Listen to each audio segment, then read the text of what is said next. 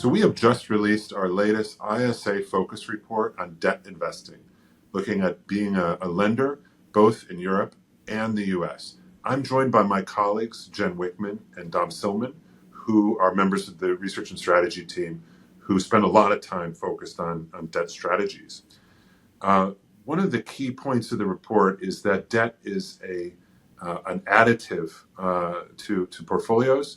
What is the role of debt, Dom, debt investing in real estate portfolios and multi-asset portfolios? Yeah, thanks, Brian.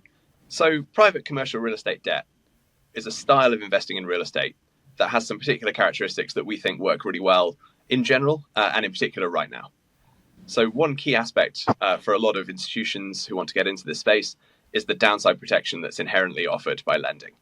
In a time like we're in at the moment of uncertain and adjusting valuations, lenders have an equity cushion in front of them to absorb the impact of the first losses to value. Also then in terms of the return that you get on the product, this is an income return focused product. Those interest payments on debt give you contractual access as a lender to a portion of the cash flows generated by a building or project. You might also see some return in the form of fees at the beginning or end of the loan, but critically, you're not relying on a favorable scenario for capital values in order to realize your return target. So this can work really well for institutions such as pension funds who might have recurring outbound cash flows on the liability side. So Dom, that's the sort of theory behind why real estate debt is attractive in the portfolio. Jen, what do the empirics say about how it actually performs versus other asset classes and other ways to invest in real estate?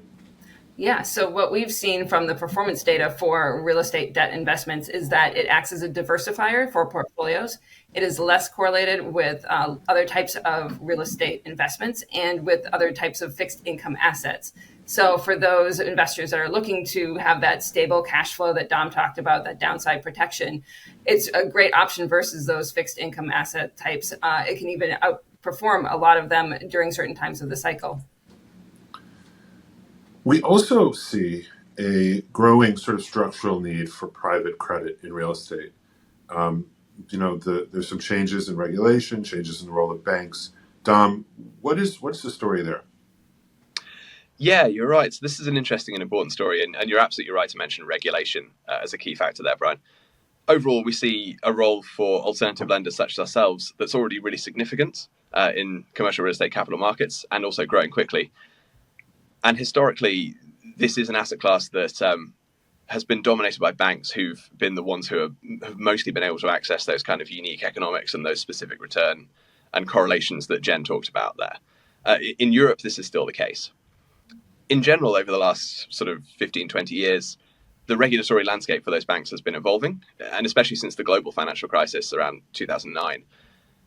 An increasing focus by governments and regulators on protecting household depositors has seen overall lending appetite at banks reduce, including to commercial real estate. The framework of the Basel Accords in particular has granted non-banks the opportunity to step in and kind of provide some of that capital that regulated banks are either no longer willing or able to. There's an equivalent framework also for European insurers, which is called Solvency II. This gives advantageous regulatory capital treatment to collateralized lending, including commercial real estate. So where this kind of leaves us is that in the US, we already see a wide and diverse base of lender types established. So this can include domestic and international banks, buyers of CMBS, insurers and debt funds. And we've seen the UK evolve in this direction over the last 10 to 15 years. So this sets out a possible roadmap for the evolution of the sector in continental Europe more broadly, where, as I mentioned, banks still have a large majority of the lending market at the moment. So these are some of longer term reasons why debt is an interesting way to invest in real estate. What is unique, Jen, about the moment today to be a lender into real estate?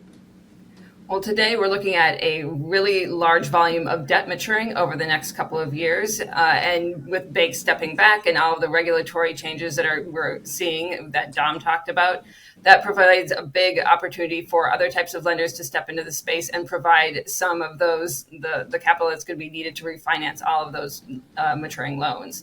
And at the same time, pricing is also very attractive, and that's relative to both those fixed income asset types as well as with equity returns that we're seeing in real estate as well. So overall, it's just a great time to get into real estate debt.